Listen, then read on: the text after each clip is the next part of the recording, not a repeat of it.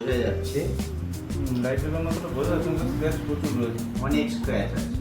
তো এই স্ক্র্যাচটাকে আমরা রিমুভ করব বা আমরা ইপক্সিকে স্যান্ডিং পলিশিং কিভাবে করব, তো এই ভিডিওতে আমরা দেখব। তো ফার্স্ট আমরা হোয়াইট পেপার নিয়েছি। তো হোয়াইট পেপারে আমরা যখনই আমরা রাউন্ড স্যান্ডিং করি এর একটা সুবিধা আছে, এই সাইডটা যেমন আমরা এইভাবে যদি ঘষি দেখা যাবে এই ধারে চাপ পড়ছে, এইগুলো কেটে যাচ্ছে। অতএব আমরা যদি এইভাবে রাউন্ড স্যান্ডিং করি তাহলে আমার হাতটা এখানে আছে, সাইডটা কাটছে।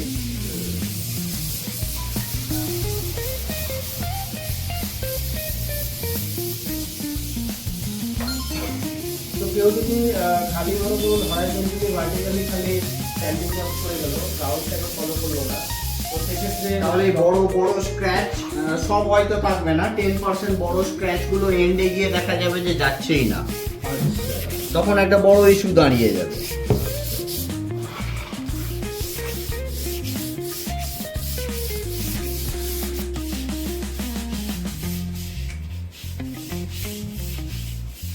যাতে এই সাইডে দাগটা না থাকে।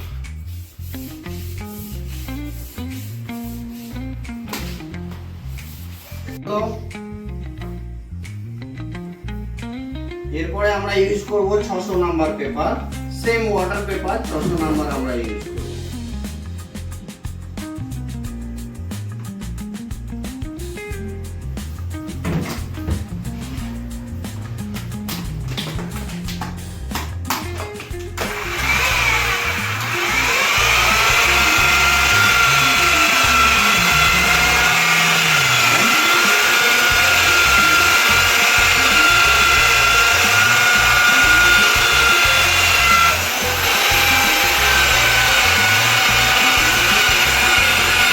পেপার ইউজ করলাম, এর কিন্তু ক্লিনিটি অনেক বেড়ে যাচ্ছে ধীরে ধীরে,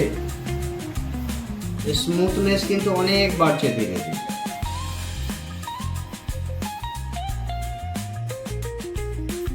আর 600 নাম্বারটাকে খুলে আমাদের এই সাইড গুলোকে আমরা আবার চেক করে নেব, সেম যে এজ গুলো রয়েছে এই এজ গুলো আমরা একদম পাতলা এজ গুলো আমরা হাতে করে এটা স্যান্ডিং করে নেব।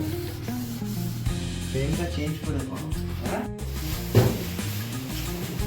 এটা কত নম্বর ব্যবহার করা হচ্ছে? এটা 800 number sandpaper water paper আমরা এখানে ইউজ করব। 400, 600 এবার 800। 800।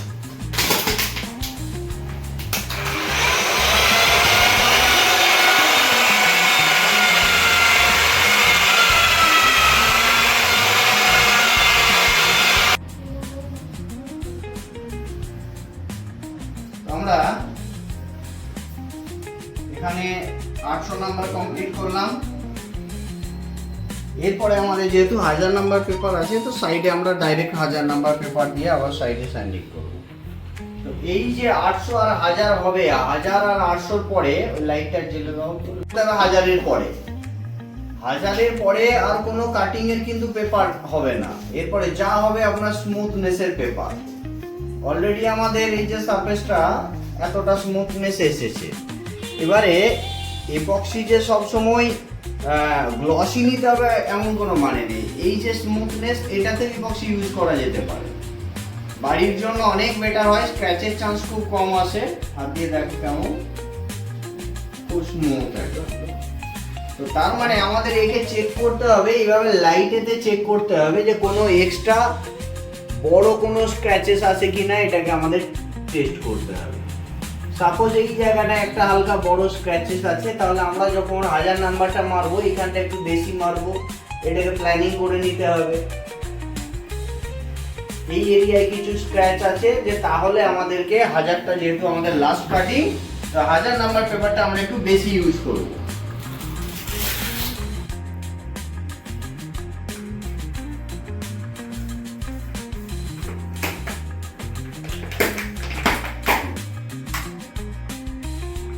তার মানে 1000 নাম্বার পেপার ইউজ করার সময় কিন্তু আমরা ভালোভাবে খেয়াল রাখছি যে এখানে কোনো রকম দানা যেন না থাকে, কোনো পার্টিকেল যেন না থাকে।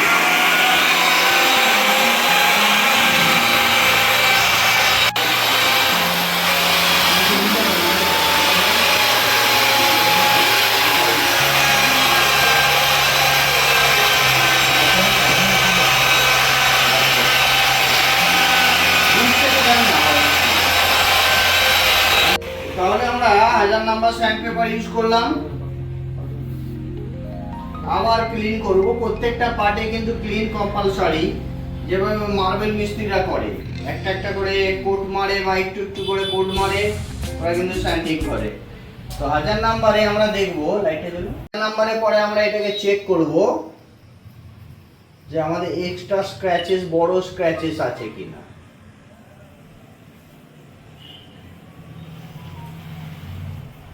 তো আমরা এখন দেখতে পাচ্ছি আমাদের মোটামুটি বড় স্ক্র্যাচেস কিন্তু নেই। এরপরে আমাদের হাতে আছে 1500 2000 দুটো পেপার আছে। এরপরে যে একদম যে হেয়ার স্ক্র্যাচ গুলো আছে সেটা আমাদের রিমুভ হবে 1500 2000 নাম্বার পেপারে।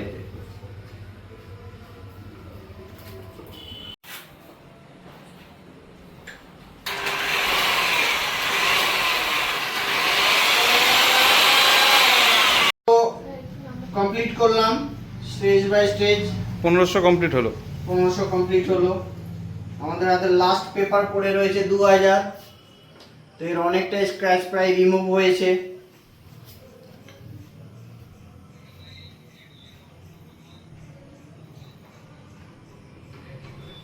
প্রায় রিমুভ হয়েছে। তো এর পরের স্টেজে আমরা ফাইনাল স্টেজে স্যান্ডিং করব 2000 নাম্বার পেপার। 2000 নাম্বার পেপারে আমরা ফাইনাল স্যান্ডিং হচ্ছে। পেপারটা আমরা কিন্তু কাপড় দিয়ে ক্লিন করে নিচ্ছি যে কোনো ডাস্ট বা বালি না থাকে।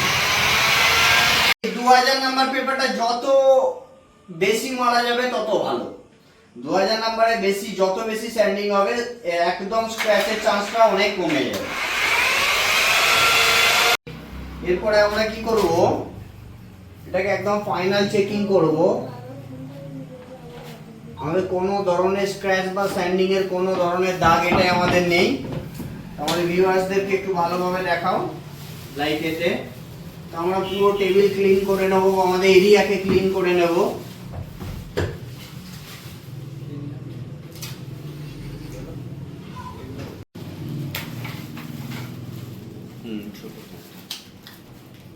বাফিং রাবিং এর স্টেজ, মানে মেন স্যান্ডিং কমপ্লিট। এরপরে একটা জিনিস, সবথেকে ইম্পর্টেন্ট জিনিস হচ্ছে এই যে স্যান্ডিং এর সময় ইউজ করলাম এই যে দুটো কাপড়, এটা কিন্তু আমরা ইউজ করব না, কারণ এতে আমাদের একদম ছোট মাইক্রনের আমাদের পার্টিকেল এতে থাকতে পারে, যেটা আমাদের এটাকে বাফিং রাবিং করার সময় স্ক্র্যাচ এনে দিতে পারে। তো আমরা নিউ ফ্রেশ কাপড় নেব।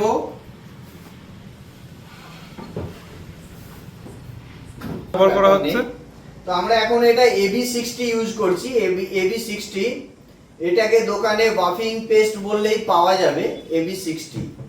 তো এটাকে আমরা ফার্স্ট এখানে অ্যাপ্লাই করব, ভালোভাবে এটাকে মাখিয়ে নেব। এটা তো যে কোনো ব্র্যান্ডের পাওয়া যায়।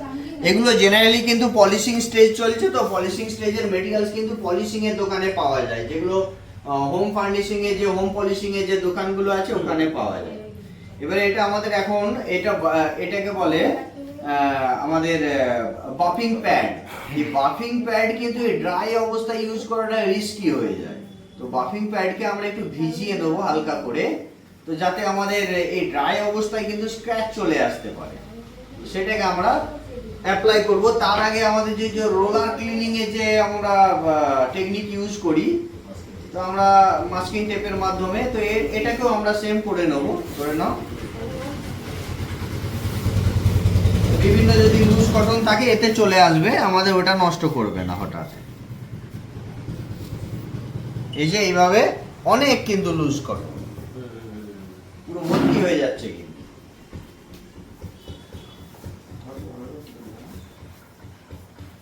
আমরা একটু ভিজিয়ে নেব এইভাবে।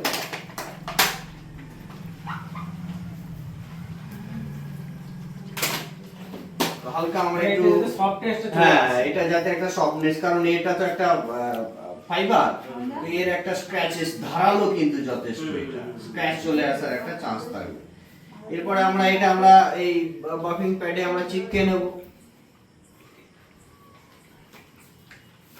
এরপরে আমরা একটু ধরতে হবে এটা একদম নিচে থেকে, হ্যাঁ হাতে লাগবেও না এটা।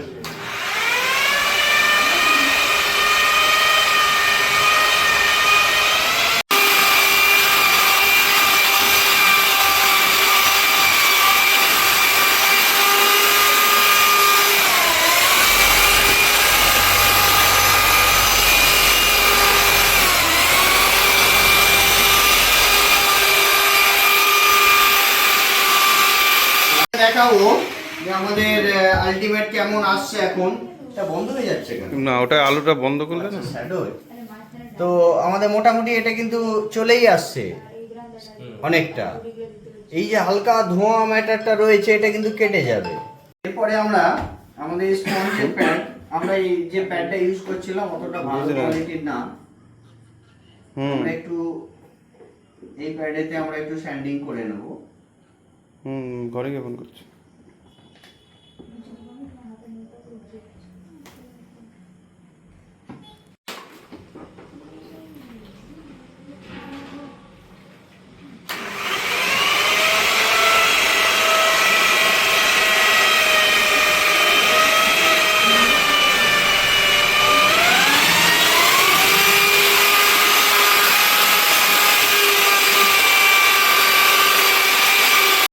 আমাদের যে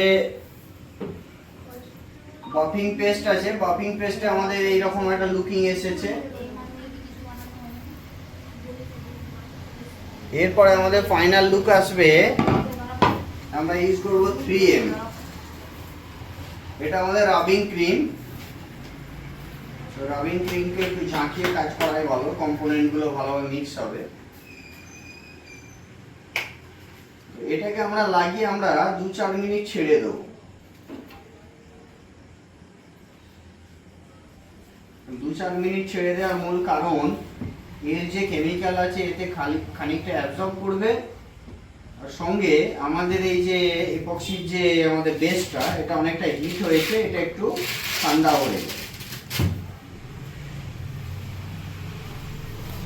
রাবিং করব আমাদের এই ফোম প্যাড দিয়ে।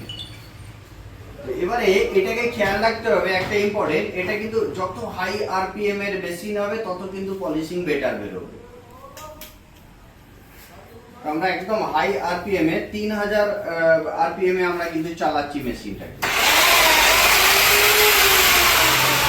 আর একটা ইনফরমেশন আছে, খুব হালকা হাতে।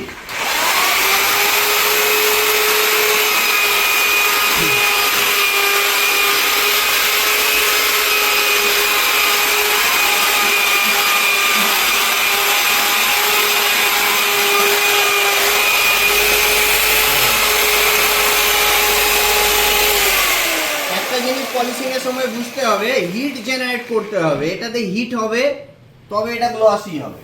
এই প্যাডটা যত স্পিডে ঘুরছে এটা হিট হচ্ছে কিন্তু স্যাম্পলটা।